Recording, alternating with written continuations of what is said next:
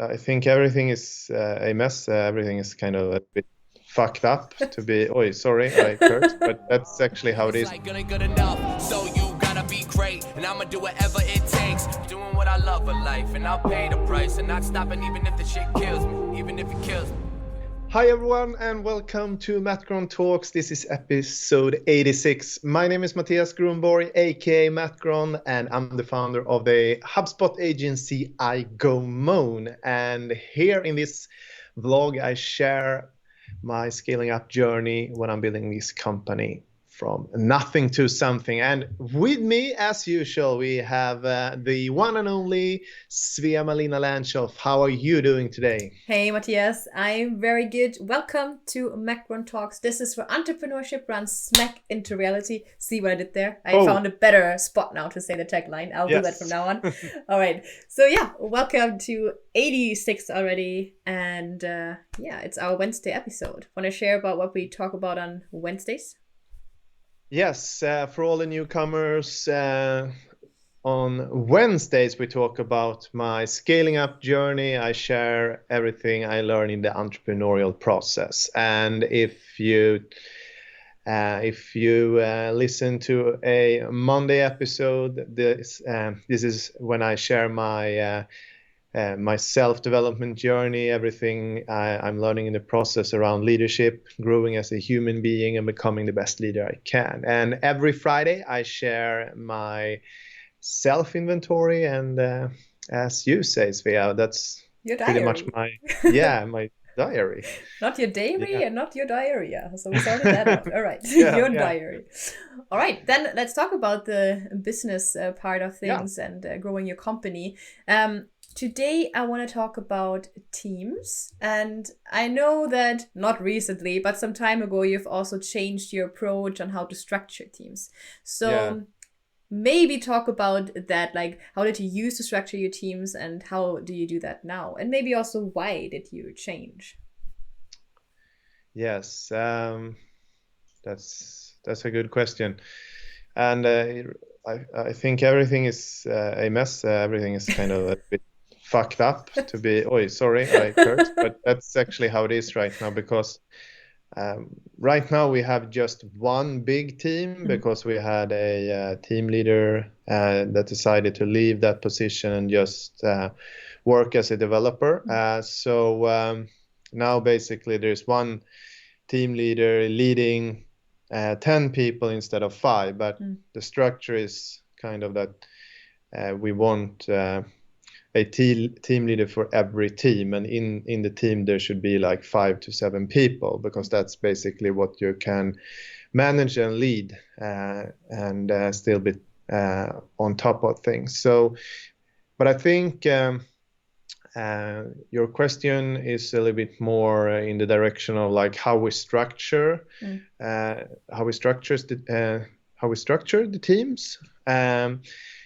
So like a while ago, we made a transition going from kind of a more areas of expertise focused teams to customer focused, customer centric teams.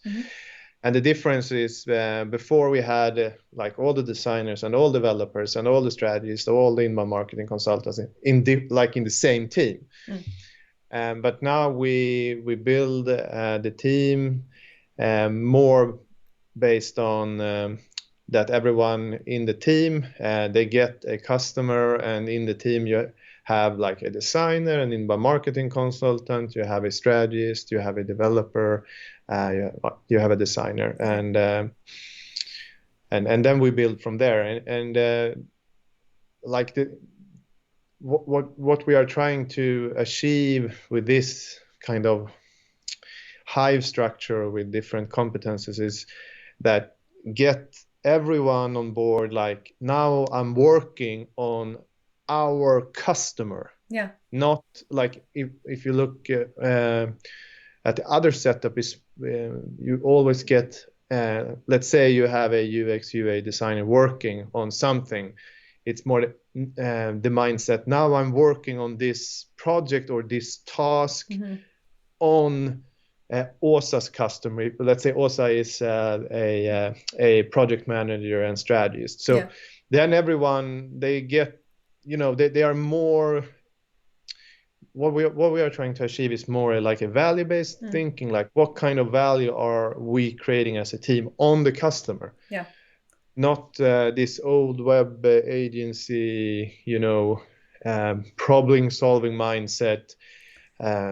Where we're just focusing on a task or solving problems. Like here, we really want to achieve a mindset, an attitude, a behavior that now we should create something that is really awesome or crisp, as we say at iGoMoon, on the customer together as a team. That's the difference. Yeah, I understand. So now it's like you said, it's our customer. It's not like someone X, Y, Z's customers I'm doing a task on. And also I think that approach probably also leads to that everyone involved in the project maybe has also better understanding what the other people are doing from a different departments and could maybe find solutions better together, or just have a better overview, right? Is that also something that happens?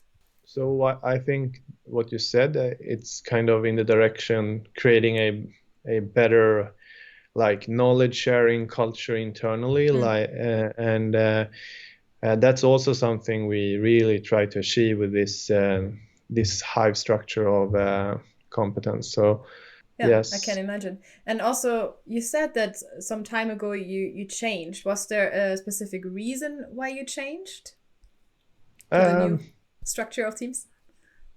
The reason was what I tried to explain, like getting everyone to get more focused on like thinking about the value we create as a team, as a company, and connect that with our brand promise we have here at iGoMoon, which is we believe in happy customers beyond all else. And it's all about start asking the right questions, become that challenger instead of a problem solver.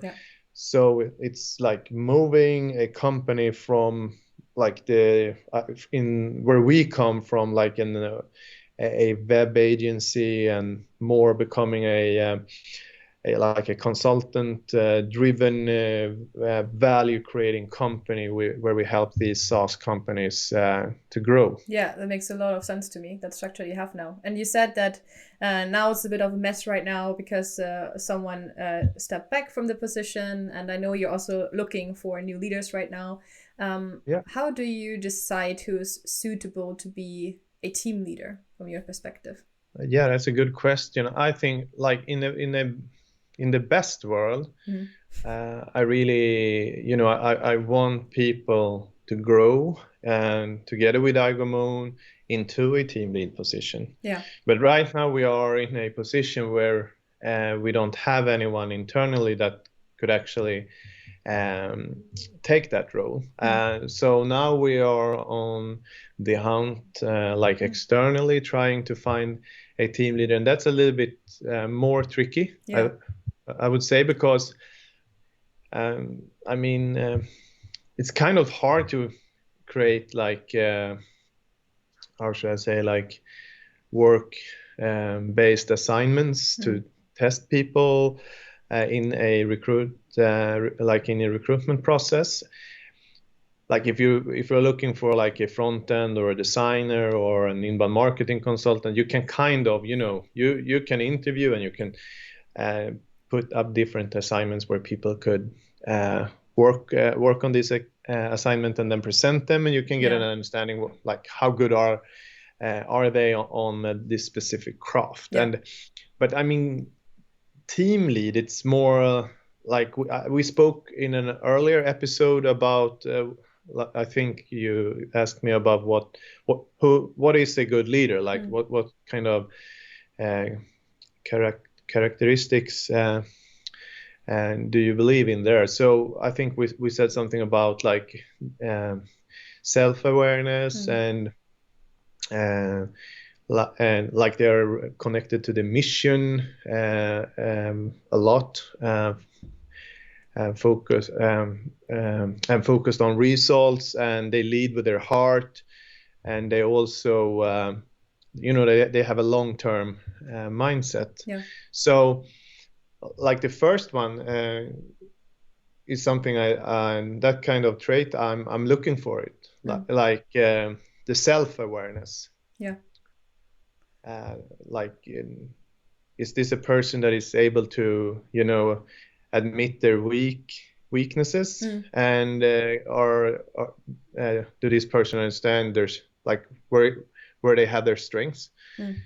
And it's always harder to admit weaknesses, and like people that can talk about their weaknesses and admit them, and really talk about moments where they got really like hard feedback and how that felt, or if they can really be able to share about tough situations in life. I think these people, they have a better understanding to actually listen in and tune in on a team. So for me, that's basically very much connected to empathy.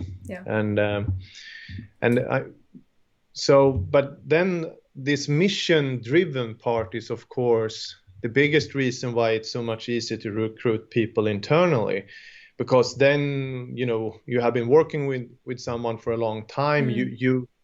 Because like if you look at people, if you look at a team, like a company, from let's say 1 to 10, you can rate people how well they kind of believe in the company journey or the company purpose statement. Like a team leader must, of course, be high up on that scale, and that's super hard when you're recruiting someone. And I can imagine, because also if you only meet someone once for an interview and then maybe give them a couple of tasks, have maybe some more interviews, it's just a couple of hours really you spend with that person, right? It's really hard, I can imagine, to make a decision about that when you don't really know someone so well, like the other ones that have been the team for maybe years. But then it's super important to use your 2 ears and not your mouth, and actually listen, because you can like connect the dots, not looking in the CV, but you can tune in on what they are talking about, like what's important for them. So that in that way you can interpret that, because because that part is what will become important for that person when they join you. So and I think that's also like very connected to lead with their heart, as I said before. The amount of empathy the person comes in with, and so if I think if all these things connects, you will probably get someone that will work long term. And that's very important, because they get the team leader up and running. It's a hard thing, because if someone comes outside, like externally outside into the company, and then that person should be able to get to know the team kind of quick, and it's very important they respect the person, and also that person can start becoming that leader.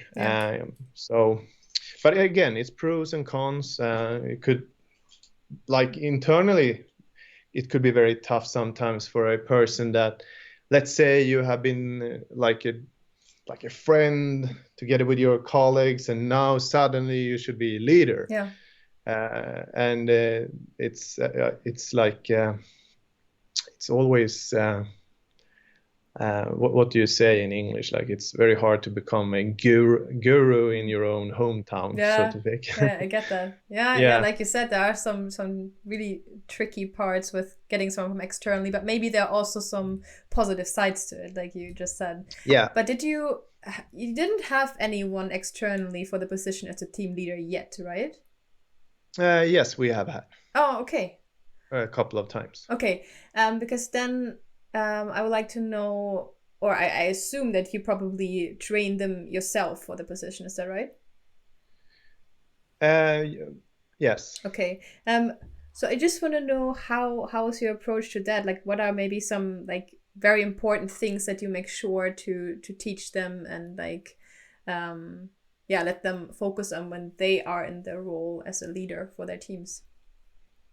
Yeah. So here at iGoMoon, we typically we have some external leadership programs that we are like kind of partnering with. So, but I mean, it's, how should I say, like training programs. Okay. So, but I mean, that's, I mean, for a couple of days, and but I mean, everything is all about coaching these team leaders, and that's actually my role. So yeah, it's a typically the team leaders, like every second week, I have a team leader lunch together with a person, and they need to present like a team lead report, and then we talk about things that could be, it could be improvements, it could be whatever. It could be a lot of different things on that list. Just what's like on top of their I wasn't head, really like... sure where I were going with that, but yeah. Yeah, but you answered the question that I had. I just have one more question about these trainings that you said externally. What does it look like? Is it some online trainings, or do they go somewhere physically for a couple of days? And is that training more like a... Pre-corona, they went somewhere. Post-corona, it's online. Yeah. And that's for a couple of days where they get, I would assume, some like basic training in how to lead people. Is that right? Okay. Yes. All right, then you do the what was it called? Like the fine tuning afterwards, where you coach them. I would say it's no fine tuning. It's the heavy lifting and. All right, you do that part. Okay. Fine tuning. I don't know, but it's like I think it's being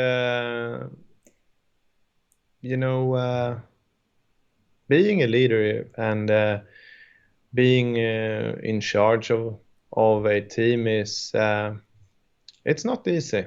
But it's very fun if you have an open heart as a leader and want to grow, because you learn a lot.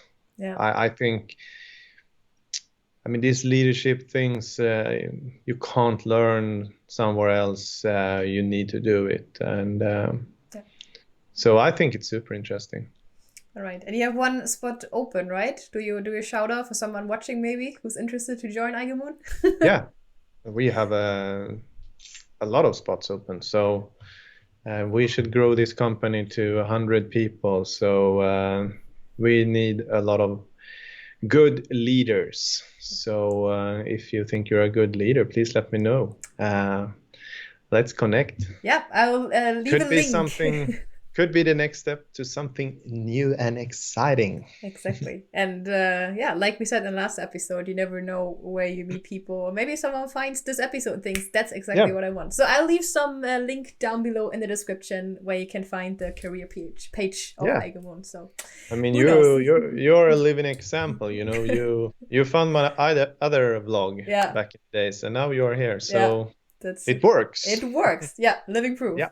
All right, Mattias. Thank you for this episode. Thank you guys for watching. Please consider to subscribe if you like what we do. Maybe leave a comment, thumbs up, whatever. Everything helps us. Thank you so much for watching, and see you in the next one, hopefully. Yeah. Thumbs up. Thanks. See you in the next one. Bye-bye. Bye.